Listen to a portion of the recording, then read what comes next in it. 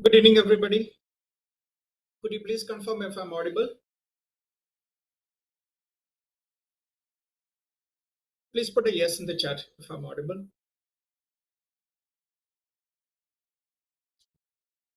All right, thank you.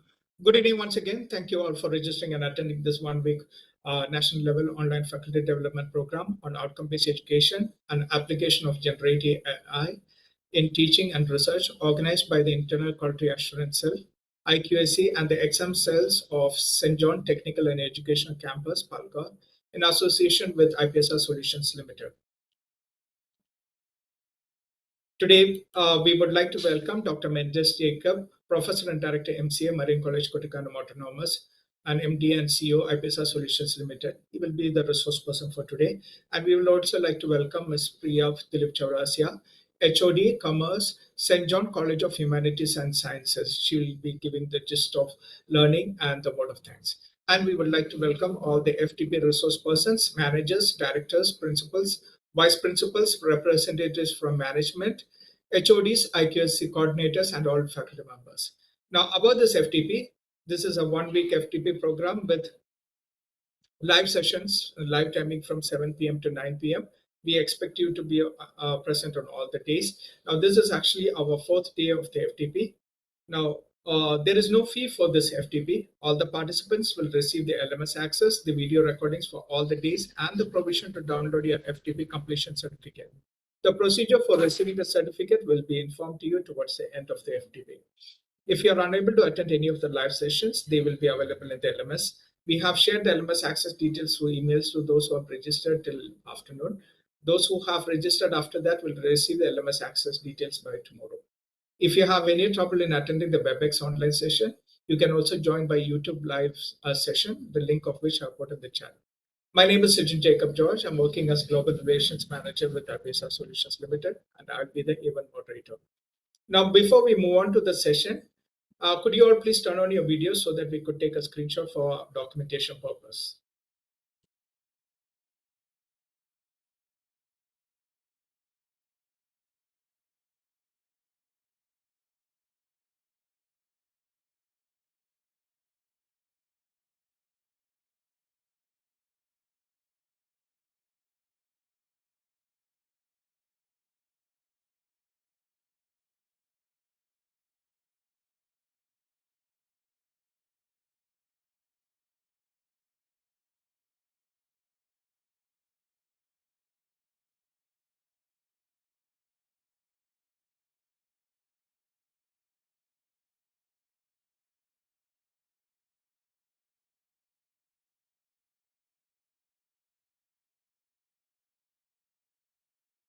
To our session, the topic for today is going to be mapping of outcomes, calculation of attainment and analytical reports, and ICT tools for OBE. This is going to be taken by Dr. Mendus Jacob, Professor and Director, MCA, Marian College, Kuttikkanam Autonomous.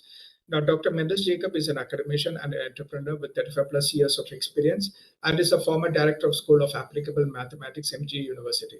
He has a PhD in Operations Research and has to his credit a number of national and international publications and guided PhD students in mathematics and computer science. He is also the CEO of IPSR Solutions Limited, an IT company supporting higher education institutions in the implementation of outcome-based education and innovative teaching, learning, and assessment strategies. He's also is part of the team which has trained more than 40,000 faculty members on outcome-based education pan-India. Over to you, sir.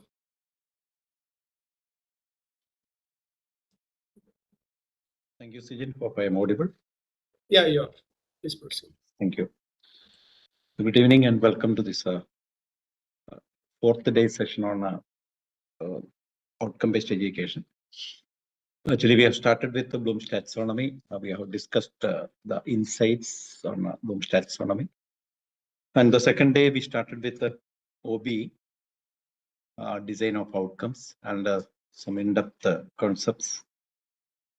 And on third day, we have discussed about the importance of implementing OBE so that we can improve the quality of education. Again, the topic was underlying threats of OBE by Dr. Suresh Nambudiri. So now, after understanding the the concepts. Now we are moving towards the process of attainment calculation, how we can calculate the attainment. Then we will discuss how we can have the mapping and what are the processes involved in the attainment calculation. And if time permits, we will discuss about some tools also, how to calculate attainment. And again, some best practices in the implementation of OBE. So we'll start with the mapping of outcomes, how the mapping can be done. I'll share my slide.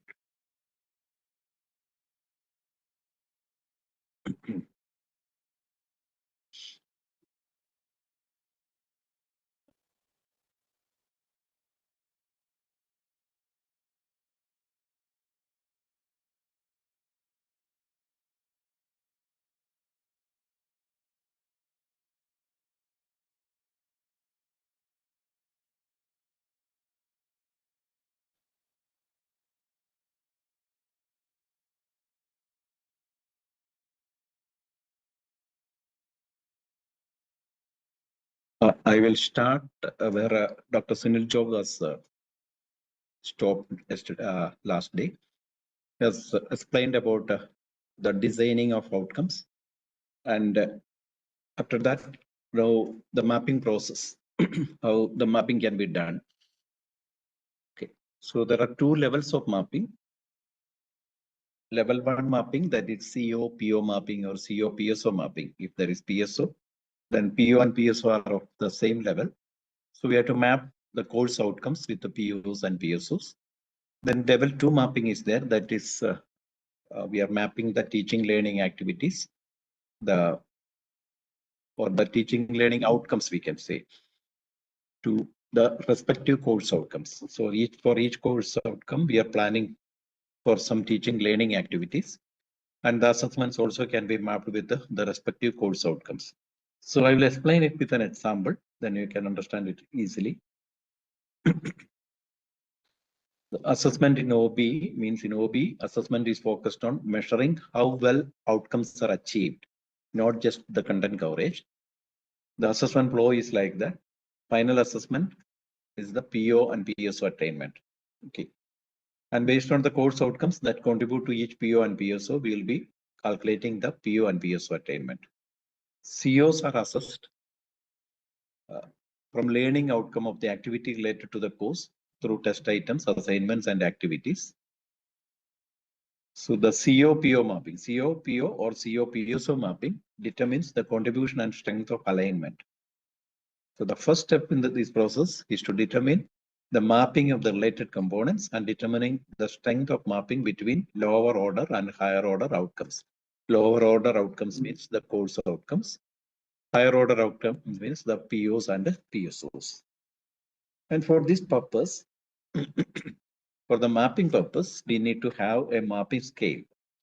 And this is a mapping scale widely used by most of the institutions all over India. You can see this is a 4-point scale, 0, 1, 2, 3. That means if there is no relationship, we will put 0. If there is a low relationship between an activity or an assessment and a course outcome, we will put 1. Then moderate, we will put 2. And if it is significant relationship, we will put 3. The same way for attainment, if the student is scoring only 0% for any assessment, the weightage is 0. We can have a scale like 1 to 50%. The scale is also customizable. So for each institution, we can decide the scale. So here I have just suggested 1 to 50% if the student is scoring. Then I can put low. That means attainment is 1. Low attainment, so weightage is 1. From 51 to 70%, moderate attainment, the weightage is 2. And if it is 71 to 100%, that significant attainment, and the weightage is 3. So we have this mapping scale, which we will use for the mapping purpose and also for calculating the attainment. Now coming with an example, I will just give you an idea how we can map a activity with a course outcome. So this is one of the outcomes we have actually designed for the first day's session on Bloom's taxonomy. I hope you remember this outcome. This is a course outcome for the first day session. On completion of that particular session on Bloom's taxonomy, all the participants are expected to apply the Bloom's taxonomy in framing questions or framing assessments, whatever it is. So this was the course outcome we have designed for the first section. The outcome may be the outcome for that section. And as a faculty, once if you design the outcome, our goal is to attain that outcome by all the students. And for attaining this outcome, we are conducting all these teaching learning activities. So we had a discussion on the first day, and you have suggested various questions on different subjects. And we had a lot of discussions in between, and there was a brainstorming session. I have, as an example, I have given some questions, and you have identified each question which belong to which category, which knowledge level. So all these activities were done in the first day for the purpose of attaining this outcome by all the participants. So that was the teaching learning activities. And again, there was an assessment, an assignment, where you are going through one of your question papers. You are analyzing your question paper and mapping each question with a Bloom's taxonomy level. So that was also an assignment. So now I hope you have completed those assignments. Okay. Now, as usual, we have an exam. So in our institutions, we used to conduct the semester end exam or internal exams, other than the assignment or seminar or other assessments. So now, suppose I'm going to conduct an exam for all the participants. And why I'm conducting this exam? Because I wanted to test whether all the participants have attained this outcome. Okay. So I have a question paper, for example, maybe it contains 20 or 25 questions. Now, my first question on this question paper is this one: explain the different levels of learning in cognitive level. So I'm conducting this exam to understand whether all the participants have attained or achieved this outcome. So the outcome is of apply level. And my question here, you can see it can be a Romer level or maximum understanding level only. Okay. I have to test whether all the participants have achieved this outcome. My outcome is of apply level. That means level 3. My question, suppose it is of Romer level. Explain the different levels of learning in cognitive level. Anybody can just memorize it and then they can reproduce it. Or if I ask a question like with examples, if you can explain in your own words, of course, it can be an understanding level question. Suppose this is a Romer level question. And suppose all the participants here got 100% mark for this question. That means everybody understand this question and you are writing the correct answer. Can I assume that my course outcome is attained by all the participants? If you are all of you are getting 100% mark for this question. So with respect to this question, can I assume that my course outcome is attained by all the participants? You can put yes or no in the chat box. I hope my question is clear. We have a course outcome here. And I'm testing whether all the participants have achieved this outcome, attained this outcome. My outcome is of apply level. It is clear. It is written there. My question is of Romer level. See. And suppose all of you are getting 100% mark. Can I assume that my course outcome is attained by all the participants? So many yes, and some no's are also there. Okay. Those who are on the YouTube live, you can also respond on the chat box.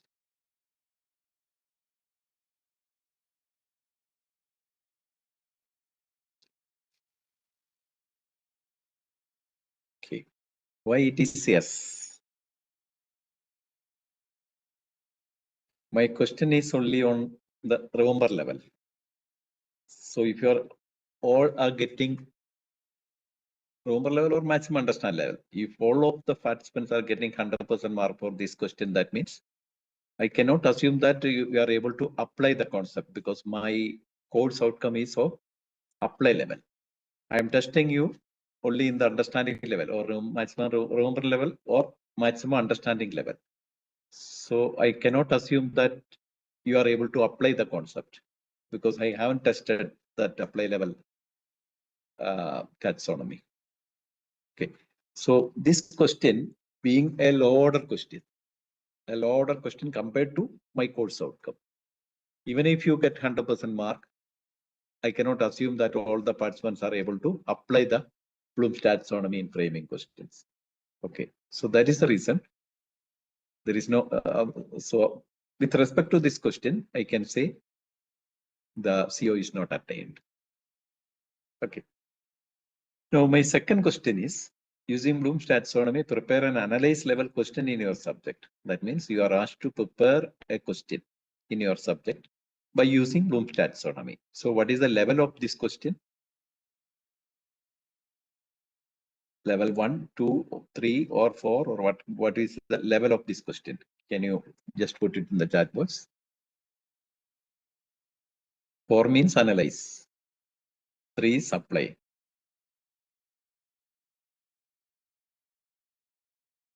Why it is 4?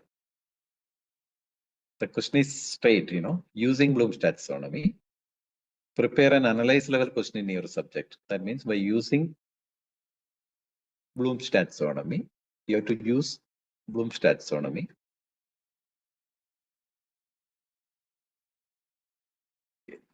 And we are asked to prepare a question. It can be analyze level question or apply level question or whatever it is. Yeah, it's only apply level, no? This is an apply level question, because you are, by using Bloom's taxonomy, you are asked to frame questions. Frame an analyze level question only. So if you are framing a question by using Bloom's taxonomy, that means you are going to apply Bloom's taxonomy in framing a question. That is apply level. Okay. So this is apply level question, and my course outcome is apply level. Suppose all the participants are getting 100% mark for this question. Can I assume that all the participants have attained this outcome with respect to this question? Yes, because this is an apply level question, and I am testing whether you are able to apply Bloom's taxonomy, because my course outcome is only apply level. Okay, so if all of you are getting 100% question mark, then of course I can assume that all of you are able to apply Bloom's taxonomy. And one more question, I will, as an example, I'll take one more question. That is, analyze the given set of 25 questions of your course based on Bloom's taxonomy. Suppose I'm giving you 25 questions, and you are asked to analyze these 25 questions. This is actually the assignment I have given, the same assignment. Okay, suppose I'm giving 25 questions, and you are asked to analyze the 25 questions. What is the level of this question? Can you suggest, anybody? What is the level of this question? Yeah, it's analyze level question. Correct. This is analyze level question. Okay. Now, again, I'm asking this question for what purpose? To check whether all the participants have attained this outcome. Now, I have an analyze level question, and my course outcome is of apply level. And if you are getting 100% mark, if any of the participants are getting 100% mark, can I assume that those participants have achieved this CO attainment? Yes or no? Yes, no.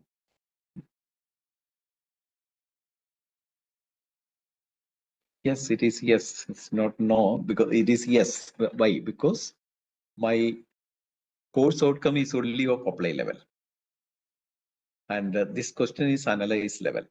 So if any participants can write the answer in the correct way, that means full mark for this question. I can assume that the participant is able to apply Bloom's taxonomy because analyze is one level higher than apply. Okay, if you are able to analyze certain things, then I can assume that you are also able to apply it. Okay, learning happens in a continuum. So without the knowledge of applying something, you cannot analyze. So now you are comfortable with the analyze level. So that means this apply level CO is attained. So I have given 3 examples. Suppose my question paper may contain 20 or 25 questions. So I have given you some example. 3 questions from my question paper for understanding the mapping process. Okay. So now question number 1. Suppose it is a Romer level question. Suppose we classify it as a Romer level question. That means the level 1 question. And I have to map that level 1 question to level 3 course outcome. My course outcome is level 3. So how can I map this question, level 1 question, to level 3 CO? So I have the mapping strength, the mapping table, that is 0, 1, 2, 3. It's a 4-point scale. The mapping scale is already given, 0, 1, 2, and 3. So for this question, if I want to map with the level 3 CO, what should be the mapping strength? We have the 4-point scale, 0, 1, 2, 3. Should I give 0, 1, 2, or 3? Yes. It's 1, no? Correct. Because my question is 2 level below than my course outcome. Okay, my course outcome is level 3. My question is level 1. So I can give 1, mapping strength 1. Correct. Suppose the second question, I have the apply level question and my CO is also apply level. What should be the mapping strength for the second question?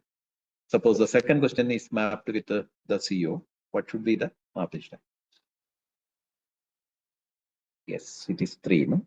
Yeah, fine. Because the question and the CO are of same strength. That's why it is 3. Fine. What about the third question? My question is of level 4. My CO is of level 3. What should be the mapping strength? The last question, analyze level question mapped with the apply level CO. Yeah. It is 3, no? It is not 2. Why it is 2? It is 3. Because we have the 4-point scale, 0, 1, 2, 3. Only 3 is the highest. My question is 1 step up, 1 level up than my CO. Okay, so I can give maximum mapping strength, that is 3. I hope you understood the mapping process now. Each question or each assignment we can, or a seminar or whatever assessment we do, these assessments we can map with the course outcomes. So look at the level of the assessment and look at the level of the CO. You can map it in the proper way. So you can use 0, 1, 2, 3. If there is not any relationship, if there is no relationship between a question and a CO, you can give 0. Otherwise, depending on the relationship, we can give 1, 2, or 3. So that is the mapping process. As a best practice, if you have an apply level CO, you can have more questions on the apply level. Then only the CO attainment is justifiable or it is satisfiable. And the last question here, that is analyze level question. Once you have the apply level CO, no need of actually asking a higher order question there, because you have already set the benchmark. Your CO is apply level. So why then you are asking a higher order question? It is meaningless. Or otherwise, what I can say is, when we design the course outcomes, already have gone through that theoretical concept. There are 2 ways of designing course outcomes. One is the horizontal way of doing it.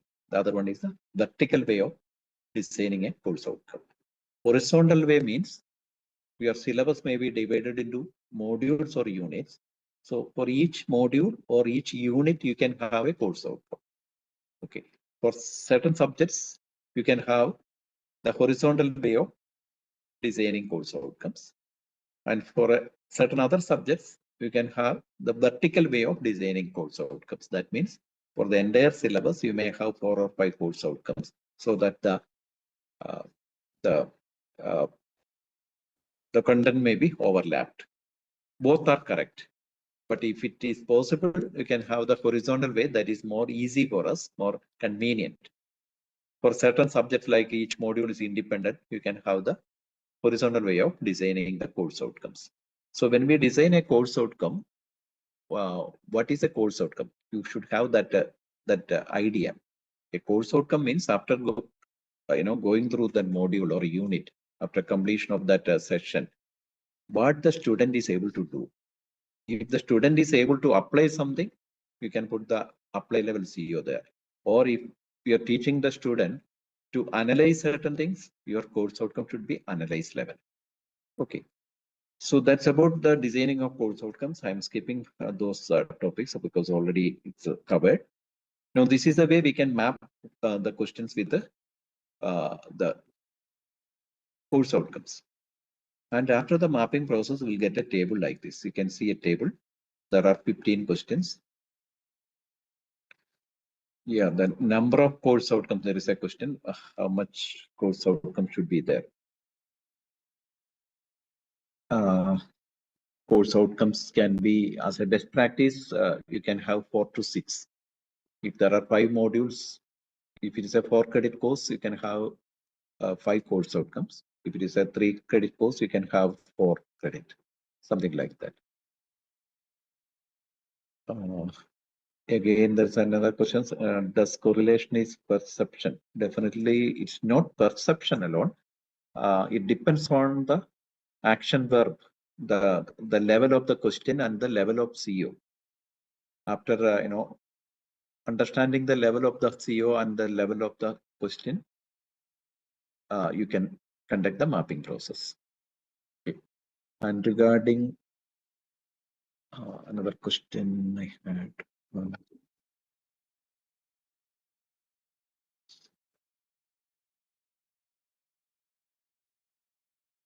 Any specific number of CEOs in a course? How to decide the level of the course? See, level of the course outcome, you can decide, that depends on the content. Maybe suppose module 1, the student is able to apply some concept after going through the module 1 or unit 1. Then your CO 1 should be apply level. For example, in one of the colleges where I have taken an offline session, a course called food technology was there.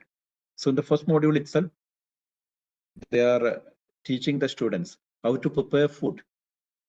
Earlier, they have designed the CO on the understanding level. So they have revisited the course outcomes and now redesigned it, the apply level, because the students are able to apply. Then you can put the apply level CO. So that depends on the subject, the content of that particular unit or module, or the content of the syllabus. Okay. Skill-based COs will be accepted. If there are some, skill-based, if it is a particular case, of course, it can be done, but mostly, it's better you follow the cognitive domain for designing the course outcomes. Skill can be incorporated, skill-based, if there is a course, skill-based course, definitely you can incorporate it.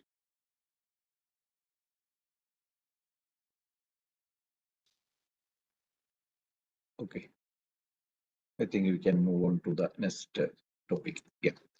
So this is the mapping process. After completing the mapping of a particular question paper, we'll get a table like this. Each question mapped with the different course outcomes, and the mapping strength is also given 0, 1, 2, 3. 1 is low level, 2 is moderate, and 3 is significant level. Okay.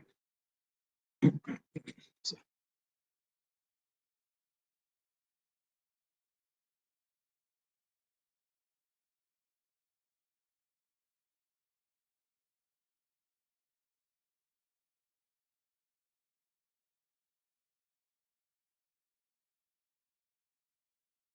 Now coming to the COPO mapping.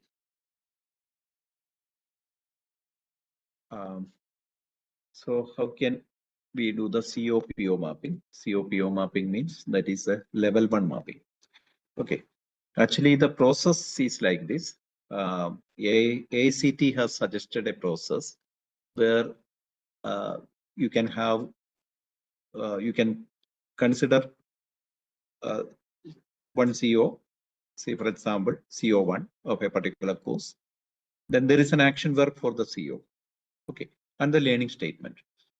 So for a course outcome, you have the action verb and the learning statement. And for the PO, how we are going to write the PO? PO is actually a graduate attribute. Suppose if you consider communication skill, that is a graduate attribute. And you can identify the competencies related to communication skills. For example, the student should be able to read, write, listen, comprehend. All these are competencies related to communication skills. So when we write the graduate attribute communication skills, the PO form, then start with an action verb, say for example, demonstrate or something. The student should be able to read, write, listen, etc. These are the competencies related to the communication skill, the graduate attribute communication skill. Then finally, the context in social or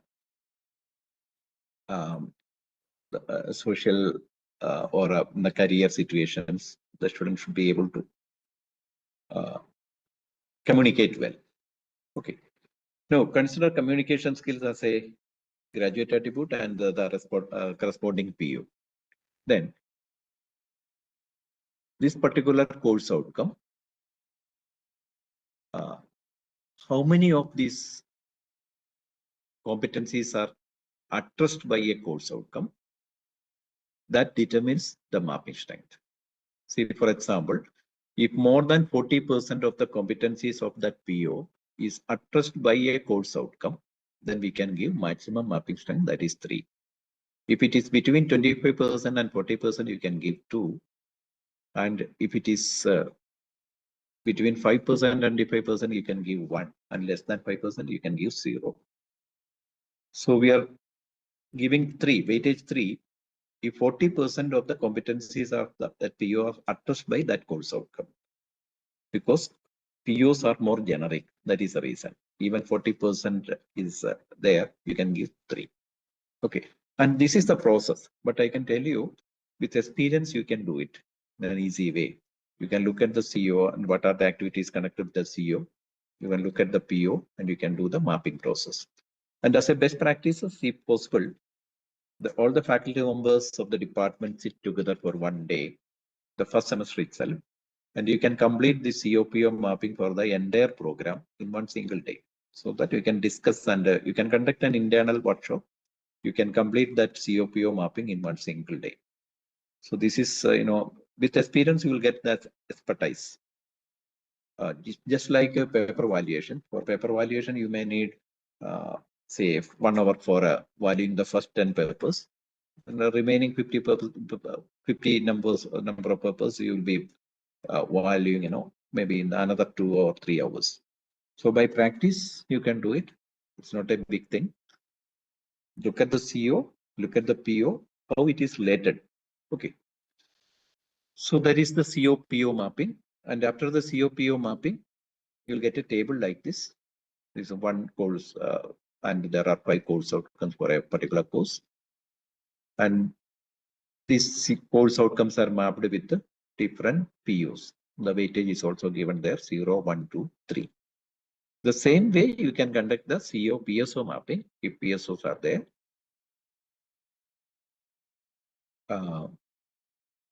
You have the PSOs. Here you can identify more strength between a CO and PSO, because PSO is a specific program specific outcome specific to a particular subject. Okay, and the course is also specific to that particular program. So you can have more strength here, COPSO. Okay. So after completing that COPO mapping, you will get a table like this. And there is another mapping called a cluster mapping, that is for engineering courses. You can consider a cluster of courses like, I will give you an example.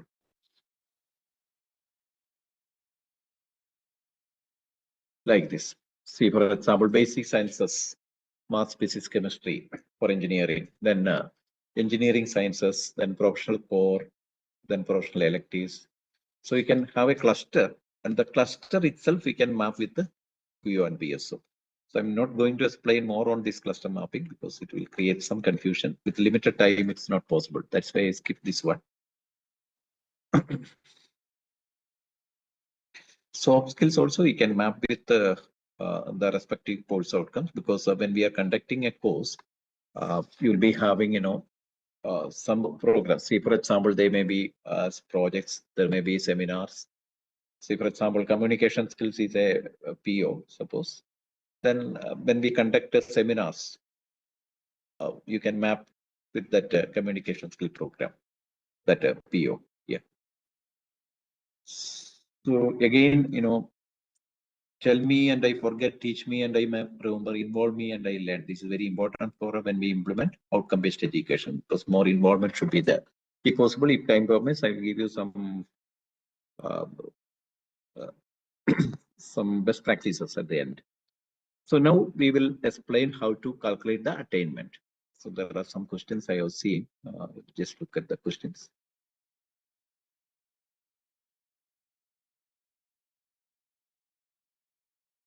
Because in online sessions, there are some limitations. No? If it is offline, we can have more discussions. Okay, there are some questions. Course outcome related to post, it should be increasing Bloom's level wise, not module wise. Okay. It's not necessary like that, Course outcome related to post, it should be increasing Bloom's level wise, not module wise. It's not necessary like that. I can give you an example. See, operation research is a subject for management, for computer science and engineering. Also, I hope quantitative methods are there. There, you can have a module like linear programming can be a module. Then queuing theory can be another module. Project management can be a third module. So these are all independent modules. And when we teach linear programming, at least up to the apply level, we have to go. So for the linear programming module, maybe that is the first module or first unit. The first module itself, you can have an apply level CO in that case. And if it is a queuing model, again, at least you have to go to apply level, because for engineering students, they need the application. And project management, of course, even apply, or even you can go up to analyze level, because this CPM PERT and all these things, it is very much required for the computer science engineering students for software development. So in that case, for each module, you can have apply level COs or more than that. So that depends on the subject. For certain subjects, it may be progressing, like starting with the understanding concept, the concepts in the first module. Of course, you can have understanding level CO. So that depends on the content of that module. That's very important. Lab session also, you can have the COPO mapping, because the lab is considered as a course. You can have the outcomes for that. Tutor is the same like lab. Yeah. How to map COs with the POs. That I already explained. No? Map PO to lifelong learning to all engineering. Okay, that also depends, lifelong learning means nowadays it is very much necessary because of the technological advancement. Every time, every 6 months, you can have new technologies. So that is why lifelong learning is there. Lifelong learning or self-directed learning, we can put it there.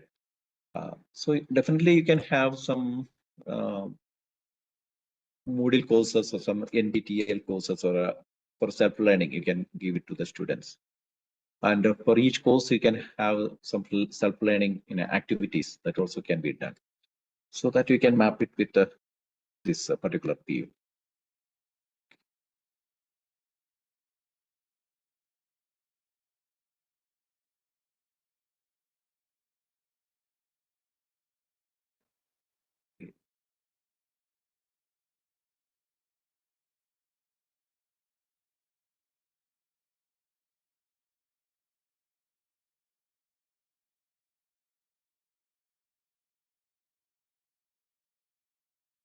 Now we will go to the attainment calculation. After that, at the end, we will definitely have a discussion. Because if you have any clarification required, we will have a discussion. Before that, I will finish off this one. Now coming to the attainment calculation again, we'll have some reports also. Already we have discussed about OBE, the meaning, the definition of OBE. It's very important that you should focus on this particular phase. Know and are able to do. The student should be able to do something after your session. In OBE, learning is measured not by time spent, but by competencies achieved. That is very important. So how much time you are spending for a particular lecture or a particular course, that is immaterial. So what is the outcome achieved? What are the competencies achieved? That is important. So this is a paradigm shift, from the traditional system to the OBE. The traditional system, that is teacher-centric, whereas in OBE it is student-centric.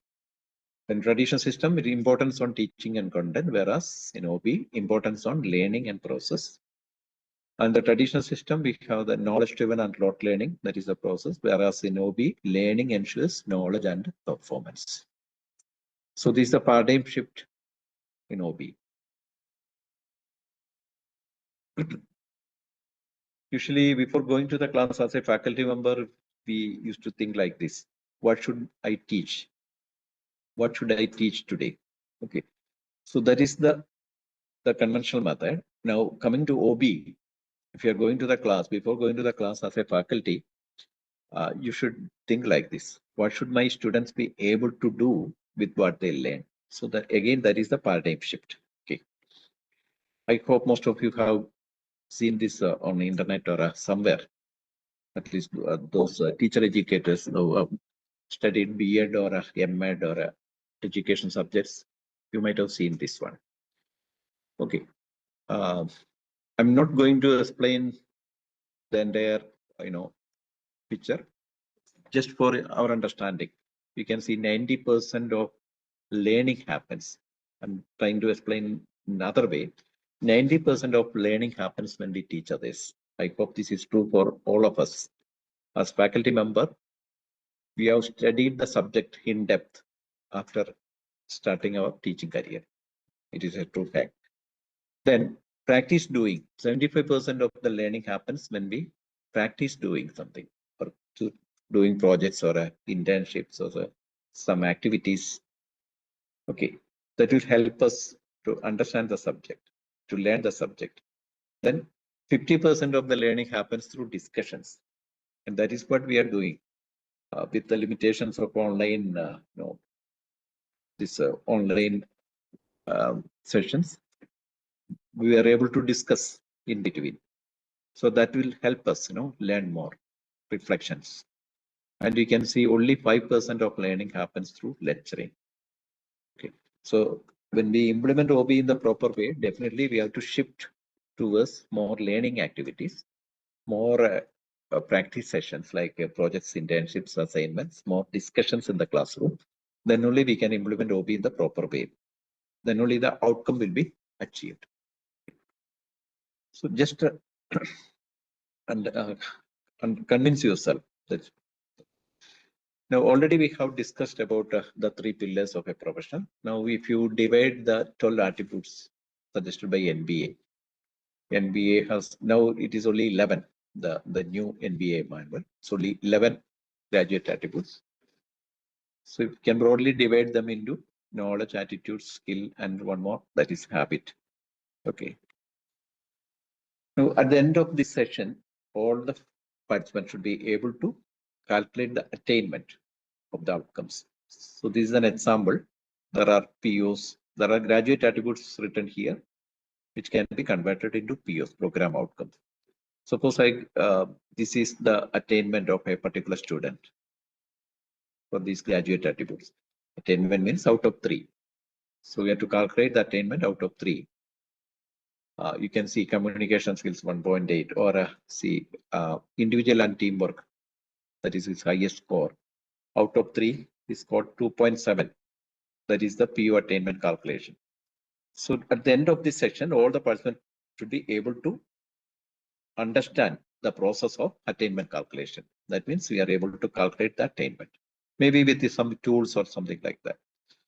Now, if you are providing each student with a score sheet like this at the end of the program, we can say that our OBE implementation is complete.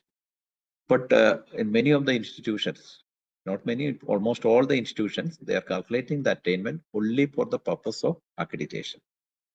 Okay. And we are not sharing this score sheet with the students also, because we know this is not correct. Why this is not correct? Because every faculty may not be that much thorough with the concepts, the Bloom's taxonomy, the mapping process, or if you are not properly doing all these processes, we cannot say that attainment values are correct. That's why we are not sharing this with students. Now, I will just explain how we can calculate attainment. Suppose this is a sample PO. This is only graduate attribute, we can convert it into PO. Okay. Now, another sample for PSO, or BCA program. I have taken it from the internet. There are 5 PSOs here. So we have the PSOs, now PSOs, POs, then PSOs. And as a sample, I have taken some course outcomes. Again, these are a few course outcomes from the course called Introduction to Computers. These are 5 course outcomes. This again I have taken from the internet. Now, suppose in the first semester, I have some activities like outreach or industrial visit. We can have activity outcomes also for activities. So some co-curricular activities can contribute to achieving POs and PSOs. So we can have outreach programs or industrial visit or some other programs, some other activities which can be connected with our POs and PSOs. I'll explain in detail later why this is needed. For calculating the attainment, there will be a predefined mapping scale that is important. Direct and indirect assessment methods may be used in preset proportions. So we have the direct assessments and the indirect assessments. Direct assessments means all the assessments conducted by the institution or by the faculty. Indirect assessment means all the assessments conducted by a third party. Or suppose we are conducting a survey, we can ask the student, in your opinion, what is your attainment?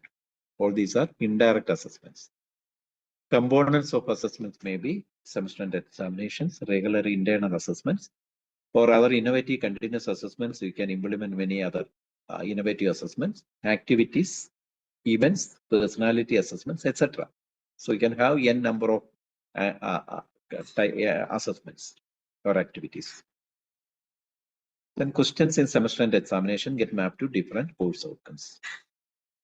Already we have discussed how we can map a question to a CO. Other components may wholly or at rubric level get mapped to different outcomes. That means you can have assignments or seminar, then you can have rubrics for those assessments. Even the rubrics can be mapped with the course outcomes. Course outcomes in turn map to POs and PSOs, that is level 1 mapping, already we have discussed. Activities also can be mapped with the POs and PSOs. For activities, we need to have activity outcomes. So CO attainments can be tabulated at the end of each semester based on student scores.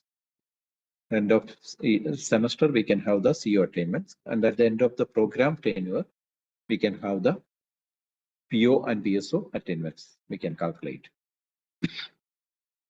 This is a mapping scale we have already discussed. You can see the weightage. It's a 4-point scale, 0, 1, 2, 3. That is the weightage. If the student is scoring only 0%, attainment is nil. Means weightage 0. 1 to 50%, I have put a scale like this. Low attainment, weightage is 1.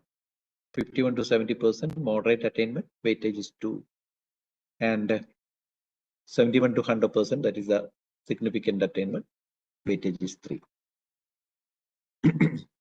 So suppose I have completed the COPO mapping for one particular course. I have 5 course outcomes, and there are activities for which I have the activity outcomes also.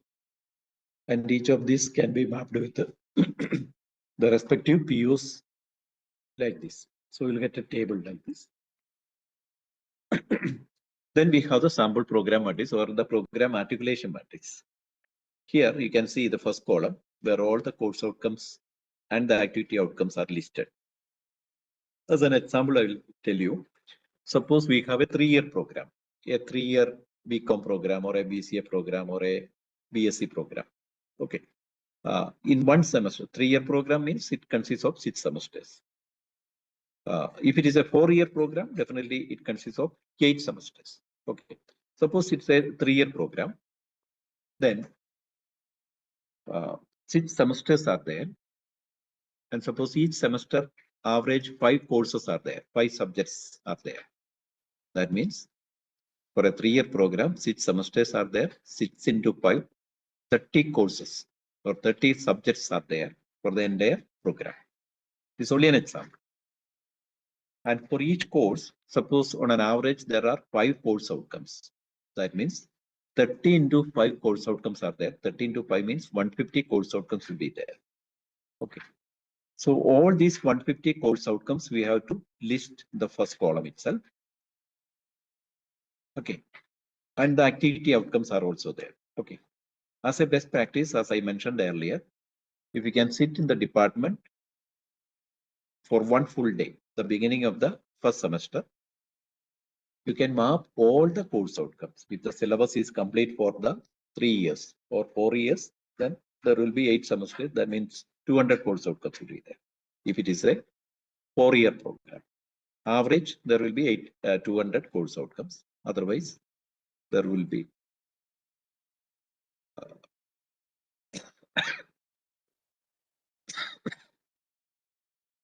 150 course outcomes for a 3-year program. Okay. So if you can complete the entire mapping process in one full day, it is possible. You can sit and you can discuss and you can complete it. So you'll get a program articulation matrix like this. Then to analyze this matrix, I will explain it later when I explain the analytics part. So you'll get a table like this. Now, as a faculty, it is very important that you should have a CO linked assessment plan. A CO linked assessment plan means, suppose you are starting with a particular course. When you start a particular course, the beginning of the semester itself, you have to identify all the activities or the assessments for that particular course. When you prepare a course plan, this can be included there. Suppose this is a course where we have 60% mark for the final exam, for the external exam or semester end exam, and 40% mark for the continuous assessments. It consists of seminar, assignment, many things are there. Okay, so we can prepare a CO linked assessment plan like this. Suppose if you have a seminar has got 4 marks out of 40. 40 is a total mark for continuous assessment. And the seminar I can map with the CO1. Suppose I am mapping it with CO1. You can map it with CO1 or CO2 or CO1 and CO2 together. It's not a problem. But the thing is, when we give a topic for a seminar, it should be connected with that particular course outcome. That's all. So for assignment, I have 3.5. That is a marks, and that outcome is I'm focusing is CO2. So similarly, video presentation, group activity, news analysis, that is an activity outcome. There is no mark for that. Then exam 1, exam 2, exam 3. There are 3 internal exams I'm conducting, and the marks for each exam is given there. And the questions from that particular course outcomes will be asked for that exam. Then we have the attendance for course participation or something like that. There's 5 marks awarded for that. Okay. Then finally, we have the semester end examination. For semester end examination, usually we ask questions from the entire syllabus. That's why it is mapped with all the course outcomes. Okay. So this is an example of a CO linked assessment plan. So you can have your own CO linked assessment plan so that all the course outcomes will be addressed through your different types of assessments. Okay. So after preparing this, during the semester, you will be conducting exams. You'll be conducting assessments, suppose seminar. This is for one particular student. I'm taking student X. I will explain how to calculate the attainment for student X. For seminar, Suppose the student is getting 40% mark, only 40% score. That means that comes in the interval 1 to 50%. The mapping scale, we have an interval. If the student is getting 0%, the attainment is 0. Now 1 to 50%, that was the scale, that is the interval we have identified. So this belongs to 1 to 50% scale. So attainment is 1. Whereas for assignment, CO2, it is mapped with the CO2, the score is 85%. That means 71 to 100%. The highest slab. Attainment is 3. Similarly for other assessments. And we are not considering the semester exam here. We will consider it separately. And the activity outcomes, everything is there. So the score is there. So you can see the attainment in the last column for each task or each assessment. Yeah, you can have equal weightage for each CO. That also depends on your subject and how much importance you have to give for a particular CO.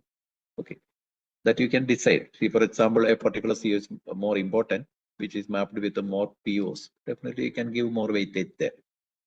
Okay. But it's better you can have the uniform weightage for every CO. This is only an example for your understanding. I'm not giving equal weightage for every CO here, but you can give equal weightage. Okay. Now here you can see the CO1 appears in two places in the continuous assessment. One is for a seminar, the other one is for a exam 1. And for seminar, the attainment is 1 for CO1 and exam 1, 2. So you can take the average 1 plus 2 divided by 2. That is a CO1 attainment for this particular student. For the direct assessment for this particular student, for the continuous assessment. Similarly, if you consider CO2 for continuous assessment, CO2 appears in 3 places. One for assignment, attainment is 3. Group activity, assignment is 3 again. Exam 1, again, attainment is 2. So 3 plus 3 plus 2 divided by 3. So this is the way we can calculate the CO, course outcomes for the continuous assessment. Okay. Now we are coming to the final exam. And for autonomous colleges and universities, the final exam will be conducted by the institution itself. In that case, you are preparing the question paper. The question bank you can prepare, as I have shown last day. If you are an autonomous college, you can have a question bank where all the questions can be mapped with the course outcomes and all. So demonstrated a tool the first day itself, that is a question bank.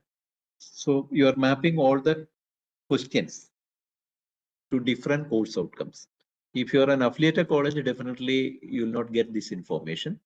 So for autonomous colleges and universities, you can map all the questions in the semester examination with different course outcomes. Suppose consider this question paper, which consists of 25 questions. And I'm picking those questions which are mapped with the course outcome number 1 only here for this example.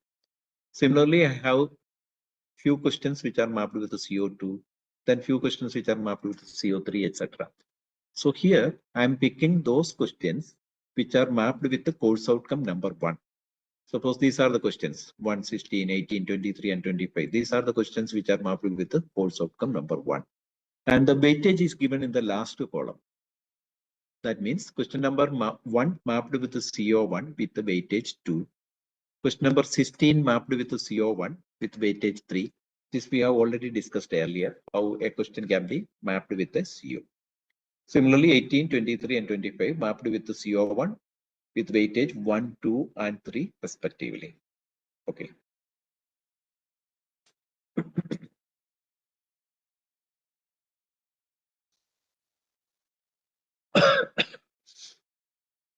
Now, you can see the third column, that is the question level attainment. You can see for question number 1, the student has got full mark.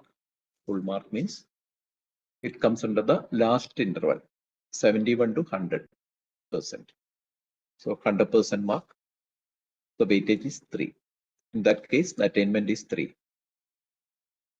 Second column, means that is the score of a student. First column is the question numbers, which are mapped with the CO1. Second column, the mark of the student for each question. Question number 1 is a 1-mark question. So 1 out of 1, he got 100%. So the attainment, question level attainment is 3 because 100% falls in the last interval, 71 to 100%. Then question number 16, he got 1.5 out of 2. It's a 2-mark question. So 75% mark. That means 71 to 100% again, that interval. So the question level attainment is 3. Question number 18, 1 out of 2 means 50% mark only. That means it comes under the, so there is a mistake in the first interval here. I have displayed. It's from 1 to 50%, weightage is 1. It's not from 0. So 1 to 50% weightage is 1. Okay. Similarly for the question number 23 and 25. I hope it is clear. Now here we will be taking the weighted average. Okay. 3 into 2 plus 3 into 3 plus 1 into 1 plus 2 into 2 plus 1 into 3 divided by the weightage, total weight. So the CO1 attainment is 2.09. So we have calculated the CO1 attainment of this particular student for the final exam. For the continuous assessment, we have already calculated it. Now comes the ratio for calculation. That means how much importance we have to give for continuous assessment and how much importance we have to give for final exam. The final exam means it's only a 2 or 3 hour exam, whereas continuous assessment means it consists of various activities, assignments, seminar, internal exams. Lot of activities were there for continuous assessment. Okay, so in that case, we can give more weightage for continuous assessment when we calculate the attainment, not in the mark list. The mark list, we have followed a 60-40 scheme, 60% for a substantive exam and 40% for continuous assessment. So in the mark list, it will come like that only. But for calculation of attainment, we can give more weightage for continuous assessment. I hope you are convinced with that because we used to have assessments like assignment, seminar, or many other activities. We can include the continuous assessment again of higher order also. Because for semester examinations, there are limitations. We cannot have a higher order question there, but for the assignment, we can have higher order assessments. So in this case, I suggest 80% weightage for continuous assessment and 20% for final exam, only 20%. Okay, then we can calculate the CO attainment. Again, this is the direct assessment. Now consider the indirect assessment. In that case, we have to consider the survey. Suppose we are conducting a survey for the students, a course end survey, where we ask the student, in your opinion, what is your attainment? The student may respond like 0, 1, 2, or 3. So we can consider that response. Here also we can give 20% weight. Maximum 20% is enough. Even if you give 10% weightage for a indirect assessment, that is reasonable. So here I am suggesting 80% for direct and 20% for indirect assessment. Now, after calculating, these are the values we got. These values are just for demo purpose. Don't look at the correctness of that value. Okay. So we got the CO attainment, final CO attainment for a particular student X, for a particular course. Only for one course, we have calculated CO1, CO2, CO3, CO4, and CO5. So this is a final calculation, CO attainment for one student, for one course. Now, for the entire students, if there are 60 students in the batch, we have to calculate the CO attainment for every student like this. But it's not easy to calculate this manually. So we have to use some tools. Maybe some of you have ERP system. So some tools we have to use. I will just demonstrate one tool so that you can understand the additive part and everything after this. So you can calculate it for every student and you can calculate the average attainment, everything. And percentage of students attaining more than 60%. All these things I will explain later with an analytics. Then how we will calculate the PO and PSO? Okay, already we have the mapping process done. Like all the course outcomes are mapped with different POs and PSOs. So once if you calculate the CO, then you can calculate the PO by using this table. You can see CO1, suppose it is 2.12. It is written there in the second column. And 2 into 2.12. 2 is the mapping strength, CO1 to PO1. Similarly, CO2 to PO1 mapping strength is 3. And CO attainment, CO2 attainment is 1.52. Similarly, you can do it in the PO1, that column, and you can calculate the weighted average. The last row you can see that weighted average is the PO1 attainment. Similarly, PO2 attainment, PO3 attainment, all these things we can calculate. Again, I tell you manually it is not easy, but you can use a tool. So you'll get the PO attainment like this. Then direct and indirect assessments are also there. The same case, you can give say 20% weightage for a direct indirect assessment, or even 10% is enough in some cases. So using this ratio, we can calculate the final attainment. And for the entire class, we can have the PO and PSO attainment like this. The same way you can calculate PSO attainment because the CO PSO mapping is already done. And you can calculate the average PO attainment. Some analytics also you can have. So institutional level evaluation, you can have attainment level with respect to POs and PSOs of every outgoing batch with percentage of students above various levels of attainment we can calculate. Then we can conduct alumni survey, that also is possible, especially for calculating the PO attainment, not PO and PSO, employer survey. Then identifying the gap and formulating action plans, that is also very important when we implement outcome-based education. Then closing the loop, that is the essence of the OB. Outcome-based education is a continuous cycle. Define what learners must achieve, that is skill set. Guide them with effective teaching strategies. Assess and evaluate their achievement levels. Improve through continuous quality improvement, CQI. Assessment is not the end of learning, it is the beginning of improvement. Okay. So this is the way we can do. I hope I have given you my phone number. Okay, so this is how we can calculate the attainment. Now I will explain it with the help of a tool so that you can understand in a better way. I will explain the analytics also for accreditation purpose, what analytics you will get. Okay.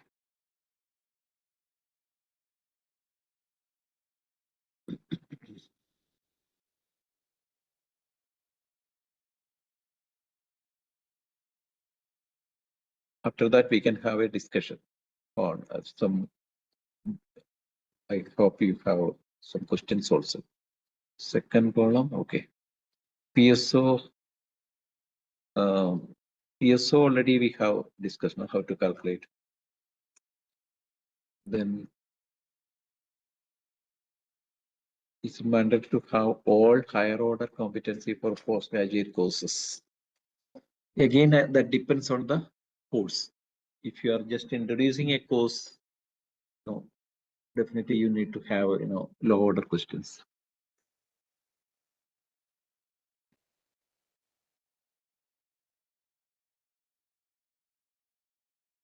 How to calculate the weightage of each questions of CO1. Weightage of each questions means okay. Okay, suppose how many questions are mapped with a particular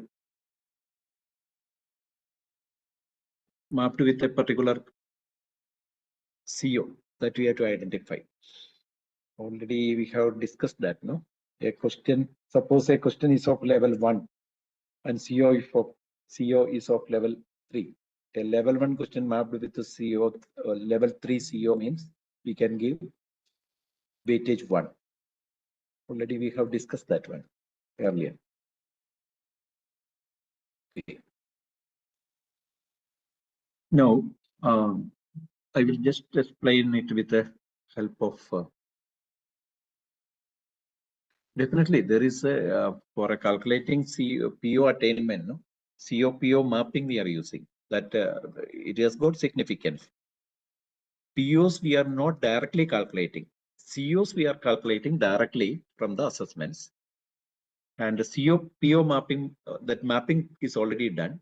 So PO and PSO, we are calculating the attainment indirectly by using that PO mapping. That is why the mapping is also important. Okay. Suppose you're using a tool. I will just give you an idea about a tool. So how the calculation part can be done. Suppose this is an interface. This is the interface of a faculty. It's a faculty login. All the courses taught by that faculty will be visible there. So first of all, the faculty has to upload the course outcomes. The course outcomes to the system. These are all just demo course outcomes. Don't look at the accuracy of that course outcome, the correctness of that course outcomes. Then we have to be the target. See, if you are conducting an exam, maybe your maximum mark may be 100. So we cannot expect that every student is getting 100% mark. So in that case, what you will do, you will have a pass mark, say 40% or 50%. You have a first class, 60% for first class, or I will fix 80% for distinction or something like that. The same way, we can fit target for a course, the outcome attainment. Okay, if you're starting the OB implementation, you can start with even with a 50% target, so that we can say that 50% attainment for a course outcome, and by 60% of the students in the batch has attained that 50% or 60% attainment. That is enough. So the first step is the faculty has to upload the course outcomes and the targets. Already I have uploaded it. By using this link or using a template, you can download and you can upload the course outcomes and target. Then the COPO mapping you can do. I already done. So the COPO mapping, the POs are listed there. So each course outcome you can map with the different POs. You can see 1, 2, and 3 here. 0 is not here. 0 means if there is no relationship, that is 0. 0 is not displayed here. That is why. So the maximum strength is 3, and if only low relationship, we can give 1, and the moderate relationship 2, and the significant relationship we can give 3. So this is a COPO mapping. The same way we can do the COPSO mapping. Okay, the COPSO mapping, and after that you can go to the summary. We'll just give you an idea. Just one PO distribution I will explain. This is the program articulation matrix I already discussed. For a particular course, you may have 5 course outcomes, and how these 5 course outcomes are mapped with the POs. You can see here, more course outcomes are mapped with the PO1. More course outcomes are there, whereas for PO2, only 2 course outcomes are mapped. Similarly, here also PO5, only 2 course outcomes are mapped. That means certain program outcomes are not properly addressed by course outcomes. Okay. So if you can complete the program articulation matrix, as I mentioned earlier, the first semester itself, you can understand the gap. Suppose there are some program outcomes which are not properly addressed by course outcomes. Okay, that means there is some problem in designing our curriculum, designing our syllabus. In that case, what we can do is we can have an add-on course. Why you are designing an add-on course? The need analysis comes from this mapping, and you can mention it for the accreditation purpose also. We have designed this add-on course in order to meet the requirement of a particular PO. Or you may have MOUs with the industry or some other organization. Why you have gone for that MOU? There also you can mention that in order to meet the requirement of a certain PO, we have this MOU. Okay. That is more sensible. So you can mention this in the accreditation report, SSR or SAR. Many places you can mention it. So that will give more value to your OB implementation. Okay. So that is why these analytics are very important. Then coming to the CO linked course plan, assessment plan, that already we have discussed how a CO linked course plan, assessment plan can be done. So this is the example. Here, the beginning of the semester itself, even you can prepare an internal exam question paper, or at the time of conducting that exam, you can prepare the question paper. And each question can be mapped with the taxonomy levels, and these are course outcomes. The mapping, the questions we can map with the course outcomes 0, 1, 2, 3. There is a mapping scale. So each question you can map like that. Then suppose you have an assignment. Okay. That also you can map with the respective course outcomes. Then another exam, external exam. If all the questions are known, if you are an autonomous college, that you can do even after the conduct of the exam, you can do this mapping process. Then this is an activity, there is an OB only activity. That means it will not appear in the mark list. So you'll be having this assessment only for calculating the attainment of outcomes. Okay. This is an OB only activity.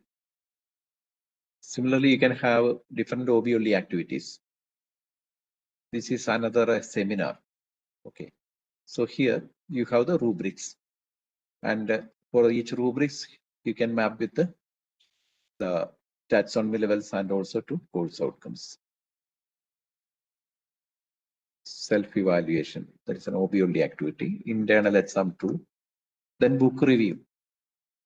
This is again an OB only activity. That means it will not reflect in the mark list, but for calculating attainment, you can have an activity like that, or we can have different n number of assessments we can conduct. So if you have a Moodle, LMS, you can conduct exams every day, multiple choice questions or something like that. So this is the CO linked assessment plan, which we have already discussed.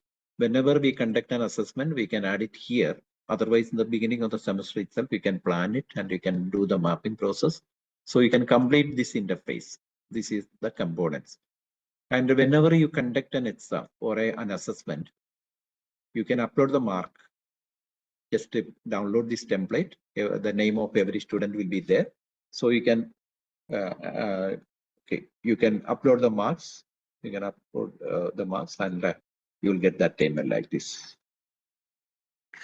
You can see the attainment here for a particular course outcome number 1. The first column for each student. The first column CO attainment is CO1 attainment is there. Out of 3, the attainment of each student. Column number 2, average of the batch. That is same because it's average. Average of the batch is given there. So you can compare with every student. Average with every student. CO2 attainment, then average. CO3 attainment, then average, like this. So this is the attainment. In one click, you will get the attainment after uploading all the assessments, the marks, everything. Then you will get some reports, some analytics you will get like this. This is an example for CO1. We have set the target as 60%.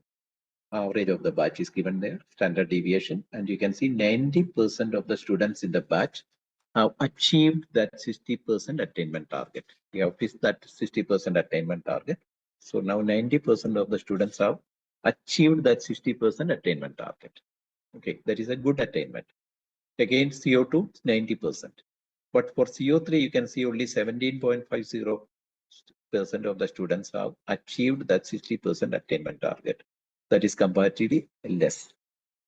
So in that case, what we have to do? Suppose all our assessments are over. That means your mark list, it is already gone. Then you can conduct an OB only activity. You can conduct another debate or another activity, so that you can again upload the grade or mark, so that if possible, we can bring every student to the desired level, or we can call it assurance of learning. So many top level institutions, they are following this assurance of learning, that concept. That means we are assuring every student who joins our institution that we will bring them to a certain level of outcome attainment. That is assurance of learning. So that is good term for accreditation purpose also. So here you can identify, the for which course outcome the attainment is not achieved according to the target, and based on that you can take actions. Then if you go to the HOD login here, you can have a comparison of the performance semester wise, a progression report or something like that. I can just give you an idea. Here you can see a blue color and an yellow color. The blue color represents the batch performance, how the batch is performing in each semester. That is the progression of the batch. Whereas the yellow color represents the performance of a particular student. You can see the performance of the student is coming down compared to the batch performance. The batch average is the blue color, whereas yellow color represents the performance of a particular student, the PO attainment each semester, how it is progressing, you can see. So these are some reports which will help you for your teaching learning activities. Then another report, I can just show you one more report. This is the performance of a particular student in the second semester compared to the first semester. So this is a comparison table. The second semester, how this particular student is performing in comparison to the first semester. You can see more upward trends here. Whereas if you go to the third semester, for this particular student, you can see more downward trends. More downward trends are there. Okay. So why this happens? Maybe because of his personal problems or family issues or a problem with some particular subject. Okay, that is why the student progression, the student is coming down. Performance is coming down. So these type of students, they will go to the outlier report, so that we can identify those students in each semester. Then we have the slow learners report. All these things are available. Like we can identify those students, and we can have remedial measures for such students. Then for slow learners also we can have remedial measures. So based on the input the faculty has provided to the system. So that is why a thorough knowledge of the entire concept that would be important. That is important for this type of analytics reports. So with this analytics report, you can do many things, and even for accreditation purpose, we can all these reports. You can take a printout of all these reports, and you can showcase in your for this accreditation process. Okay. So this is how we can, if you are using a tool, this is useful. Okay. Now I hope if you have any questions, we can discuss. Otherwise, we will go to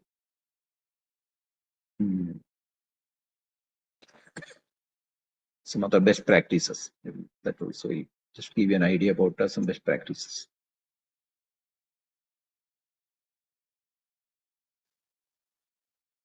Okay.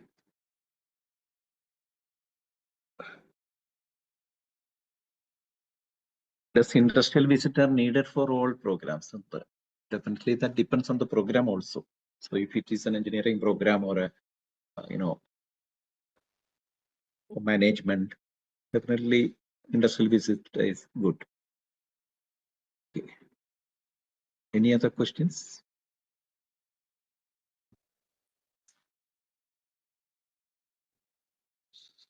Anyway, the process of attainment calculation is a little bit complicated, but if you are using a tool, it can be done. How to measure the values of COs for industrial visit-like activities? No, for industrial visit, you can have an activity outcome only. So one way of doing it is, you can ask the industry people. You can give a questionnaire or something like that, and you can ask the industry people to evaluate the students. Okay. Based on the industrial visit, you can have an outcome also. you design an outcome for that industrial visit. Sir, can we have the attainment score separately for each subject? Definitely, we can have the attainment for each course outcome. A subject means it consists of course outcomes also. So for each course outcome, you can have the attainment, and for each student, you can have the attainment calculation.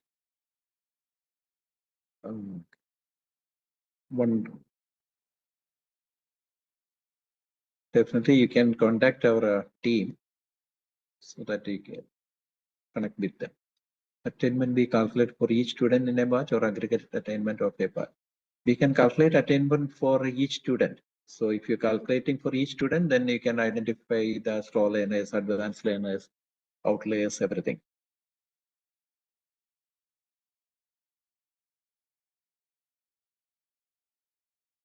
Okay. There is a question like how to decide the level of the question that we have discussed in the first day itself. Okay, level of the question means, there are 6 levels of the cognitive domain, starting from rumor level, then understand, then apply, analyze, evaluate, and create. These are the 6 levels of learning the cognitive domain. So differentiate between hardware and software. Definitely that verb, differentiate, that action verb comes from the analyze level. But we have discussed in that day, what are the teaching learning activities happening in the class. Suppose if we are discussing this and giving notes, then the student will be studying it from the notes. So it can be Romer level or maximum understand level.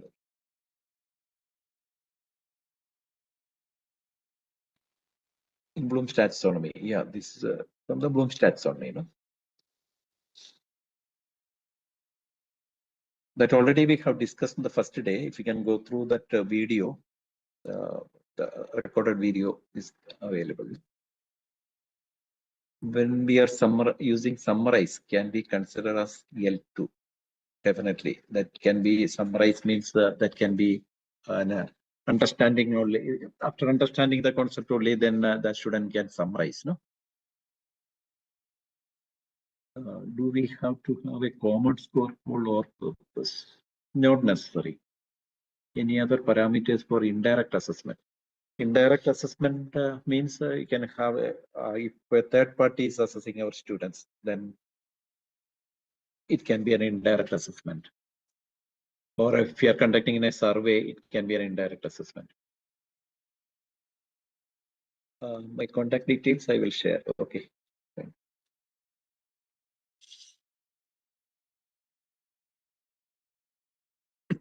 Sijin will share the contact details of the team so that if you want to see the tool again or something, it will be shared.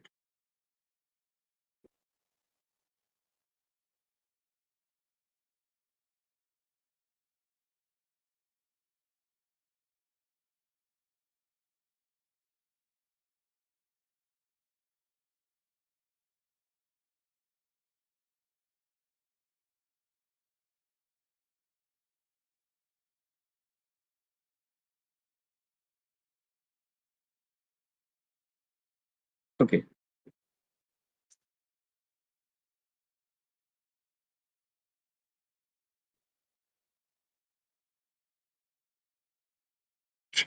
Should the CEOs of a particular course have all the K levels? Not necessary. Because for some courses, if it is an undergraduate course, it's very difficult to have a career level CEO. So we cannot expect that all the levels should be there in the course outcomes. That depends on the content of the course and what is expected out of expected from the students after completing that course. Especially if it is a science course, definitely you may have outcomes maximum to analyze, or in some very few cases evaluate course. But for a literature, English literature, or a psychology, or even management, you can have create level COs. Because if you ask the student to create something, a business model or something like that, it can be a create level question.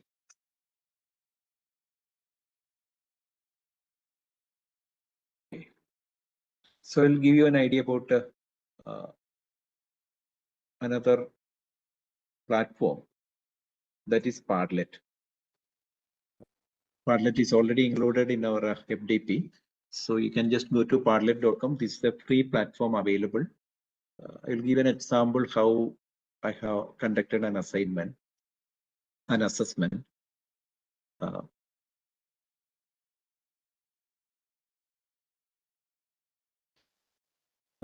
This is one of my assignments I used to give to the students.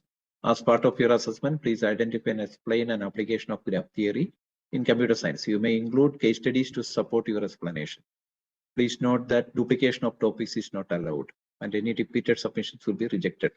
Early submissions will have the advantage of avoiding topic duplication. So aim to submit it as soon as possible. So you have 1 week to complete this assignment.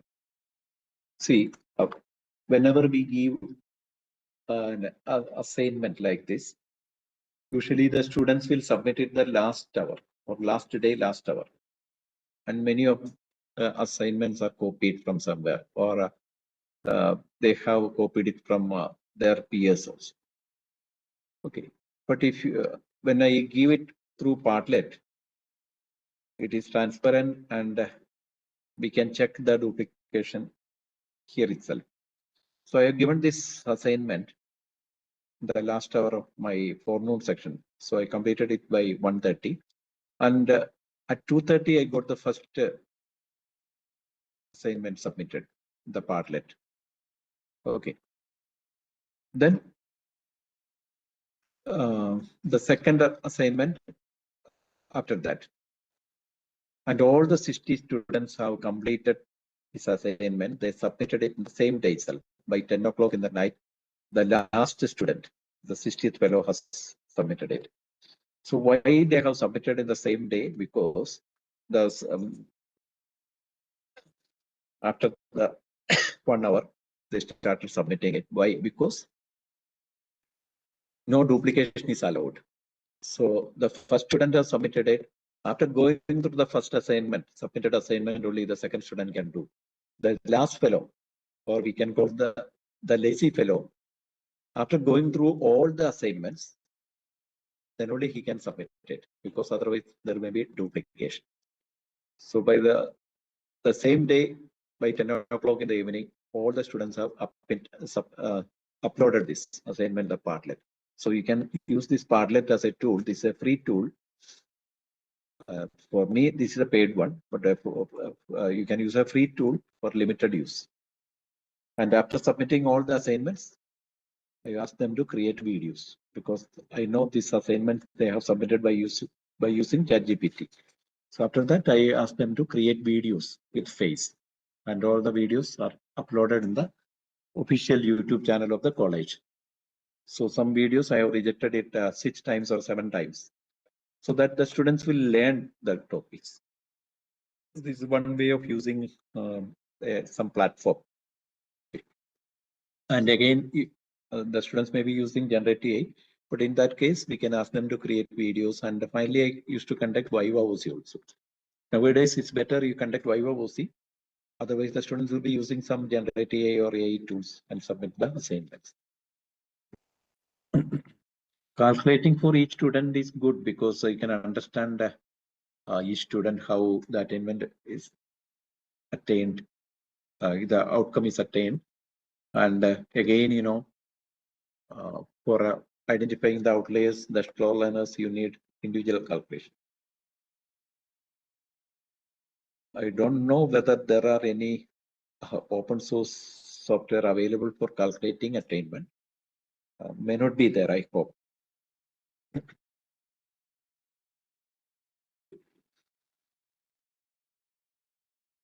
You ask about this Padlet. Padlet is this for assignment. This is Padlet. Somebody asking for a tool. Or if you are asking about the other tool, you can contact our team. That is called a DeQ OBE. Any traditional activity involved by the student can be included for general activity. Definitely, you can include many things for the OBE attainment calculation. It may not reflect in the mark list. That's all.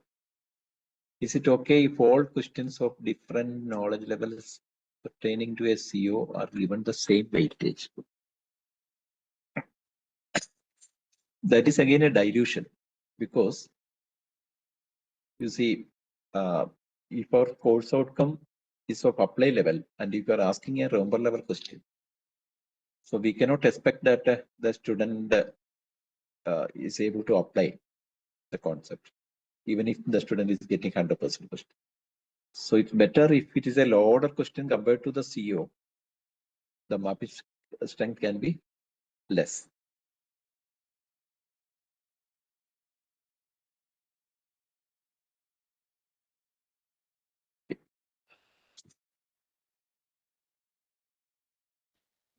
Any other questions?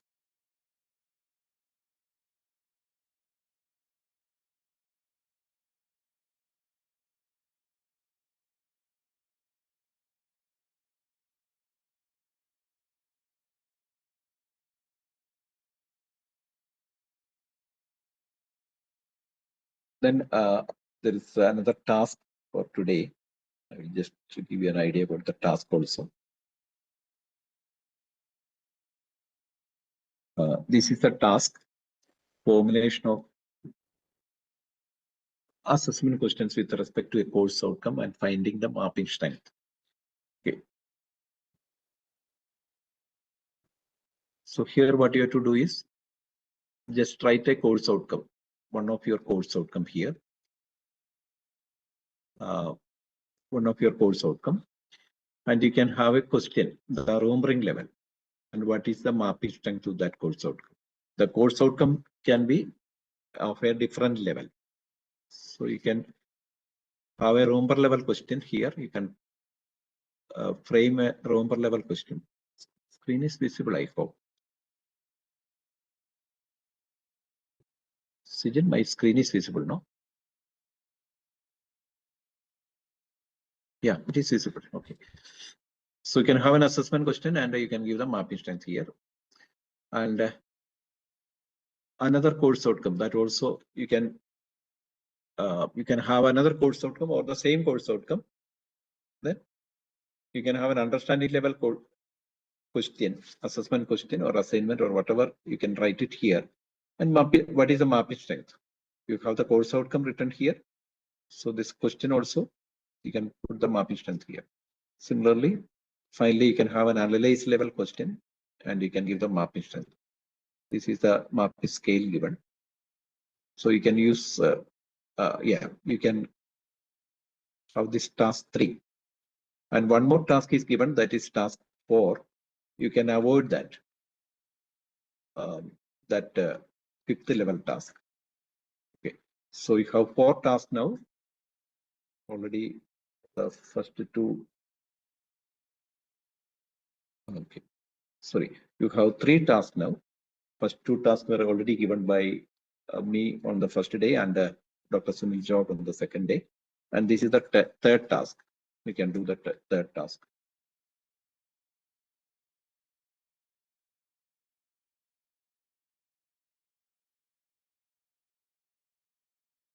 So I hope everything is clear now.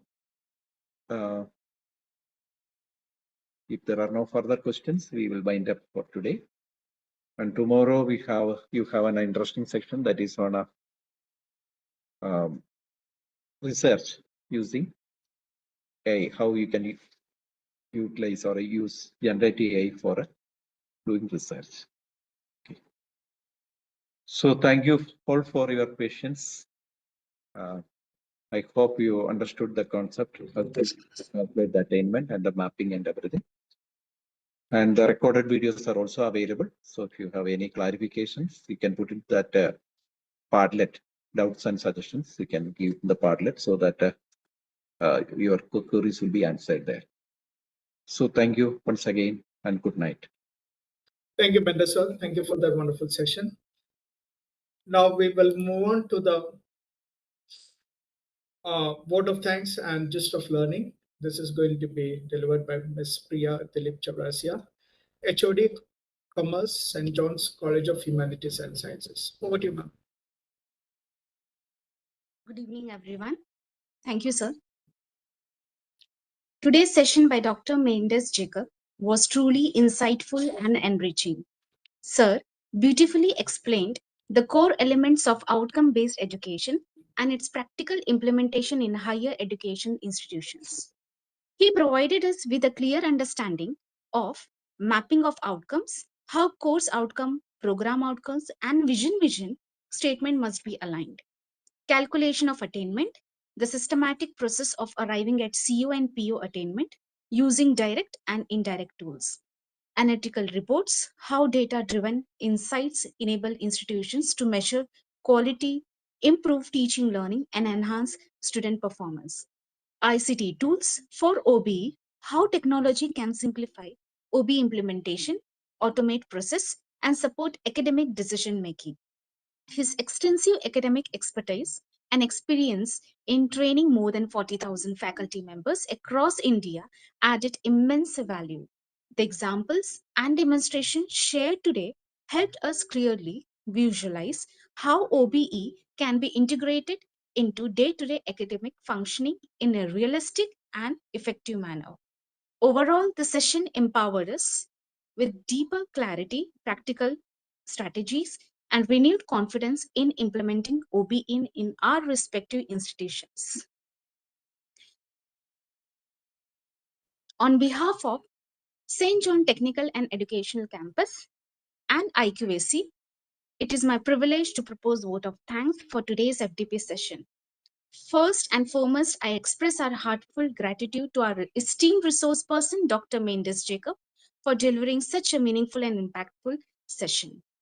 Our sincere thanks to our campus director, Dr. Savita Toro, for her constant encouragement and academic leadership.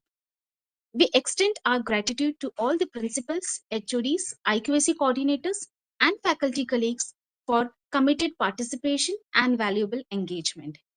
A special appreciation to IPSR Solutions Limited for their continuous technical support and for collaborating with us in this national level FDP. My heartfelt thanks to the entire organizing team and support staff for their seamless coordination behind the scenes. Finally, to all our participants, thank you for your active involvement. Your enthusiasm and presence make this program truly meaningful. We look forward to seeing you all again in the next session. Thank you and have a wonderful evening.